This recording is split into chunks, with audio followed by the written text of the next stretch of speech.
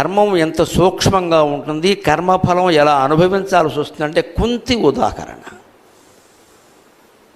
కుంతి స్వయంగా వెళ్ళి ఏ మొహం పెట్టుకుని వెళ్ళిందో తెలియదండి.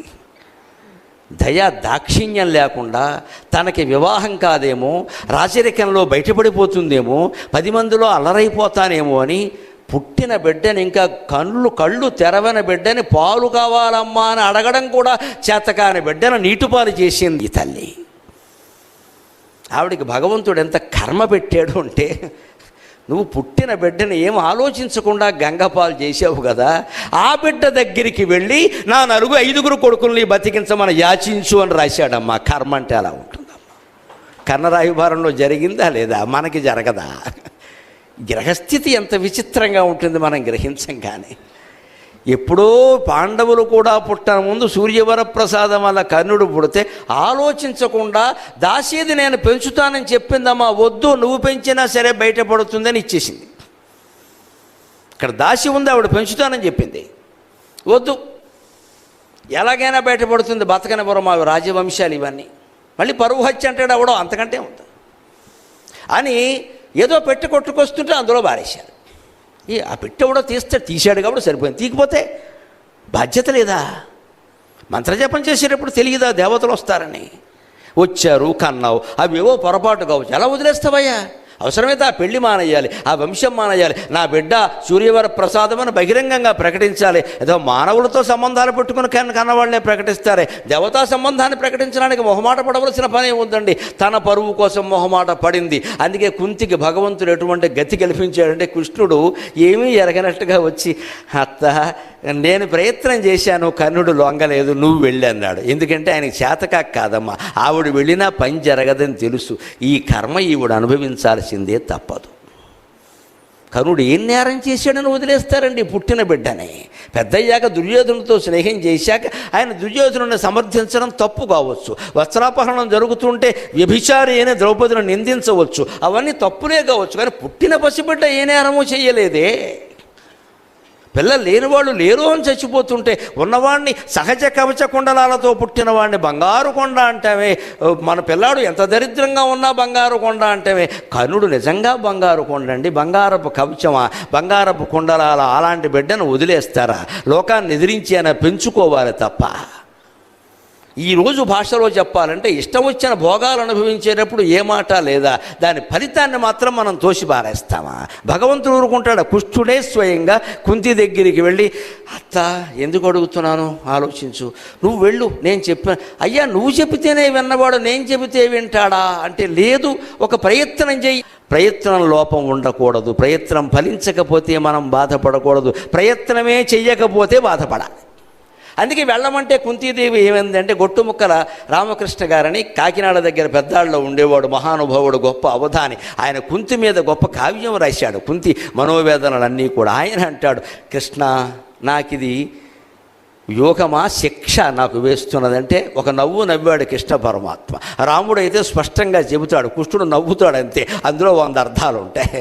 ఇది శిక్ష అంటే వెళ్ళవమ్మా, ఆ మాటలన్నీ ఎందుకు, శిక్ష మరి. వదిలేసిన కొడుకు దగ్గరికి, తానే నీటిలో పారేసిన కొడుకు దగ్గరికి వెళ్ళి ఏమడగాలి? వాణ్ణి బతకమని కాదు, వాడు మన పక్షానికి రమ్మని కాదు, రానంటే కనీసం పాండవులను చంపనని వాగ్దానం చేయి. ఎంత స్వార్థం, ఎంత స్వార్థం! ఏ తల్లి అయినా ఇలా ప్రవర్తించచ్చా? కనుడేం లోకుగా దొరికాడా? ఉన్న బిడ్డను నీటిలో పారేస్తావా? వాడేదో సొంతంగా ఎవరి దగ్గర చదువు నేర్చుకుని వాడేదో పరాక్రమం సంపాదించుకుంటే ఆ పరాక్రమం అంతా పాండవులను చంపడం కోసమే అన్నట్టుగా వాడు ప్రతిజ్ఞ చేస్తే, ఆ ప్రతిజ్ఞ కూడా తప్పి నీకు పుత్రదానం చేయమంటావా? ఏమి స్వార్థం అండి ఇది! దీన్ని కూడా తట్టుకున్నాడు కర్ణుడు. అందుకని కర్ణుడు దానవీర సూరకర్ణ, నేను నమస్కారం చేస్తానమ్మా. మహోదాత్త, మహోదాత్త, మహా ఉదారంగా ప్రవర్తించారండి చాలా విషయాల్లో. అసలైన ధర్మం చర్చ వచ్చినప్పుడు నేను ఎట్టి పరిస్థితుల్లో మంచో చెడ్డో ఏదైనా కానీ దుర్యోధనుడికి మాట ఇచ్చా, మాటకు కట్టుబడతానని చెప్పాడు. అందుకు మనం కర్ణుడిని మెచ్చుకోవలసింది. తల్లి వచ్చినా లొంగలేదు. కానీ కుంతి కర్మ ఎలా వచ్చింది అంటే, వదిలేసిన బిడ్డ దగ్గరికి వెళ్ళి బతుకున్న బిడ్డలకి ప్రాణభిక్ష పెట్టమని అడిగింది. ఇక్కడ ఇంకో ధర్మ సూక్ష్మం రహస్యం చెప్పి నేను సెలవు తీసుకుంటా. కృష్ణుడెందుకు కర్ణుడి దగ్గరికి వెళ్ళాడు? కృష్ణుడు ఏం పాపం చేయలేదే, కర్ణుడిని బతిమాలాల్సిన అవసరం ఏం లేదే. పైగా అక్కడ చాలామందికి లోకంలో ఉన్న దురభిప్రాయం ఏమిటంటే కృష్ణుడు కర్ణుడికి బాగా ఆఫర్లు ఇచ్చాట. ఆఫర్లు ఇస్తాడు దేవుడు. మన మాటలు విచిత్ర ఆఫర్లు ఇచ్చాట. ఎందుకంటే పాండవులు గెలవాలి అంటే కర్ణుడు ఉండగా గెలవలేట. అందుకని కర్ణుడిని ఇక్కడికి లాగాలట. లాగి గెలిపి ఇన్ని ఆఫర్లు ఇచ్చి వ్యాపారాలు చేసుకునేవాడు ఆ దేవుడు అంటే. ఒక్క చేత్తో ఆయన గెలిపించలేడా? స్పష్టంగా రాయబారంలో విశ్వరూపం చూపించిన మనిషి, భగవద్గీతలో విశ్వరూపం చూపించిన మనిషి.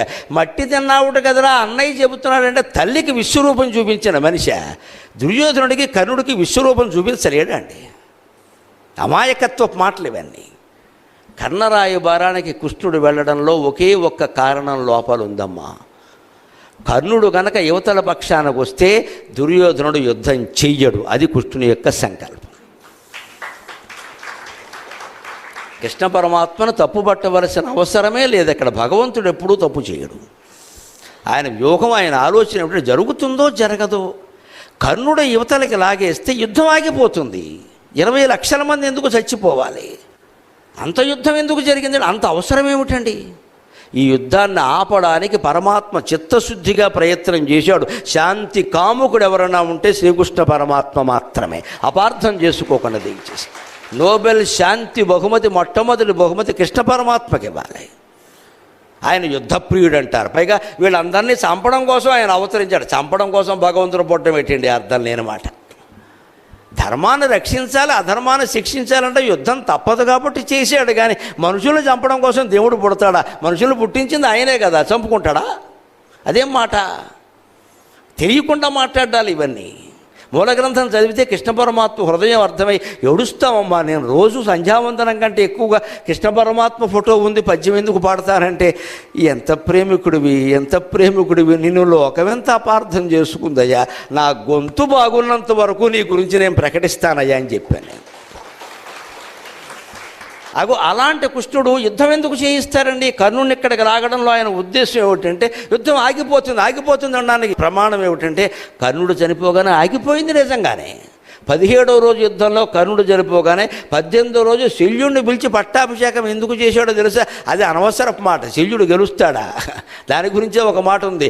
గతే భీష్మే గతే ద్రోణే గతే కుండల మండితే ఆశా బలవతీ రాజన్ శల్యో జేష్యతి పాండవాన్. భీష్ముడు చనిపోయాట, ద్రోణుడు చనిపోయాట, కర్ణుడు కూడా చనిపోయాట, శల్యుడు గెలుస్తాట. దుర్యోధనుడు ఆలోచనకి ఏమైనా అర్థం ఉందా? పైగా ఈ శల్యుడు ఎవరు? వాళ్ళ మేనమామ. వాళ్ళ మీద గెలవడం ఏంటండి? అర్థం లేని మాట. ఒకసారి చూడండి, రాజకీయ పార్టీలు వాళ్ళు చాలా తెలివిగా ప్రవర్తిస్తారు. ఎవడైనా ఓడిపోవాలని అనుకుంటే వాళ్ళ పార్టీ తరఫున బలహీనుడిని పెడతారు అక్కడ. ఎవరన్నా పలానా ఎక్స్ పార్టీ వాడు గెలవాలి, మనవాడు ఓడిపోవాలంటే బలహీనమైన వాడు పెడతారు. నన్ను ఎందుకంటే ఎక్కడ పెట్టారు? ఆయన సింహం లాంటి వాడు, ఆయన మీద నేను గెలుస్తానంటే ఏమంటారు? నువ్వైతేనే అంటారు. ఏం లేదు, ఓడిపోవాలని వీళ్ళ ఉద్దేశం. ఇక్కడ వీడు పోవాలి, వీడు పార్టీలో వీడు గెలిస్తే ప్రమాదం. రాజకీయాలు అర్థమైతే మొత్తం ప్రవచనాలన్నీ అర్థమవుతాయి. భారతం కూడా బాగా అర్థం. అందుకే పేపర్ రోజు చదువుతా, పొద్దున్న గంట సేపు చదువుతా. ఈ కుళ్ళంతా తెలుసుకోవాలి విషయం, అప్పుడు ఇది ఇందులో పెట్టాలి. లేకపోతే లోకవార్థం కాదు. ఇక్కడ మొత్తం ప్రపంచం అంతా మనకి ఇచ్చేస్తున్నారు. ఇక్కడ చాలు 10 రూపాయలు, 7 రూపాయలు ఇంత చేస్తే సప్తద్వీపాలు వచ్చేస్తాయి అందులో. అవన్నీ చదివితే మొత్తం అర్థమైపోయింది ప్రపంచం అంతా. ఇంకా వేరే చూడాల్సిన పని, రూమ్లోకి కదలాల్సిన పని లేదు ఇక్కడ. ఇంకొక మాట చెబుతా. ఈ ఆఫర్లు ఇచ్చాడు అసలు. ఎక్కడ మూల భారతంలో మీరు వ్యాస భారతం చదవండి, నీకు పట్టాభిషేకం జరుగుతుందన్నాడు. ఎందుకంటే అన్నగారు కదండి, ధర్మరాజు ఒప్పుకుంటాడు. అందరికంటే ముందు పుట్టాడు కదా. ఈయన సూర్యవరప్రసాదం అయితే వాళ్ళు దేవతల వరప్రసాదమే కదా. అందుకని ఒప్పుకుంటాడు, అనుమానం వెళ్ళ. ధర్మరాజును శంకించక్కల. అంచేది నీకు పట్టాభిషేకం చేయిస్తా. అర్జునుడు నీకు గుర్రాలు తోలుతాడు, అభిమన్యుడు నీ పక్కనే ఉంటాడు, భీముడు నీకు వింజామర వేస్తాడు, ఇవన్నీ చేయిస్తాడు. పొరపాటును కూడా కర్ణరాయబారంలో శ్రీకృష్ణ పరమాత్మ ద్రౌపది నిన్ను చేసుకుంటుందనే మాట మాట్లాడలేదండి. ఇది పచ్చి అబద్ధం. మీరు మూల భారతం చూసుకుంటూ తెలుస్తుంది. పొరపాటును కూడా మాట్లాడలా. అక్కడ ఆయన అన్న మాట ఏమిటంటే రాజన్యారాజకన్యాశ్చాప్యానయంత్యభిషేచనం షష్ఠే కాలే తదా త్వాం వై ద్రౌపద్యనుగమిష్యతి. ఇది మూల భారతంలో ఉన్న శ్లోకం. మల్లాది చంద్రశేఖర శాస్త్రి గారు మహానుభావుడు ఈ శ్లోకాన్ని బయటపెట్టి ద్రౌపది విషయంలో, కర్ణుని విషయంలో, కృష్ణుని విషయంలో ఉన్న అపార్థాన్ని తొలగించాడు. ఆ జగద్గురువుకి నమస్కారం. మహాపండితుడు, మహామేధావి. ఆయన తొలగించాడు. ఏముందో చదువుకోండి అన్నాడు. అక్కడ కృష్ణుడు ఏమన్నాడు అంటే, కర్ణుడికి పౌరుషం కలిగేలా ఒక మాట మాట్లాడాడు. ఎందుకంటే కర్ణుడిని స్వయంవర సమయంలో ద్రౌపదీదేవి అవమానించింది. ఈవిడేం తక్కువది కదా, ఆవిడ పూర్తిగా మంచిది అనుకోకండి. పూర్తిగా మంచిది అయితే స్వర్గారోహణ పర్వంలో నరకానికి వెళ్ళదు. ఓ 2 రోజులు ఉంచారు ఆవిడ అక్కడ, 2 days రిమాండ్లో పెట్టారు. కొన్ని తప్పులు ఉన్నాయి. ఏమిటంటే స్వయంవరం అని ప్రకటించాక ఎవరు వరం చేస్తే, ఎవరు పందెంలో నెగ్గితే వాళ్ళని చేసుకోవాలో వద్దా, నీకు ఇష్టం లేకపోతే అక్కడ నిలబడకు. మీ నాన్న ప్రకటించాడు, నువ్వు అక్కడ నిలబడ్డా అంటే యూ షుడ్ ఒబే. సీత ఇష్టపడిందా లేదా? రాముడిని ముందే ఏం ప్రేమించలేదండి ఆవిడ. ఎవరు విల్లు విరుస్తారో ఆవిడకి తెలియదండి.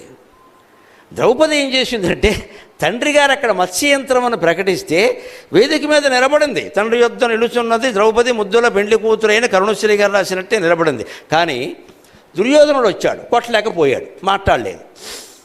ఇంకెవరో వచ్చారు, కొట్టలేకపోయారు, మాట్లాడు. శల్యుడు వచ్చాడు విచిత్రంగా. అదేం సంబంధము? ముసలాడికి దసరా పండగ. మామూలు వాళ్ళు రాలేదండి, పెద్ద పెద్ద వాళ్ళు, 80 ఏళ్ళ వాళ్ళు, 70 ఏళ్ళ వాళ్ళు, రిటైర్ అయిపోయి ఎక్స్టెన్షన్ సర్వీస్ మీద కొనసాగుతున్న వాళ్ళు అందరూ వచ్చారు ఇక్కడికి.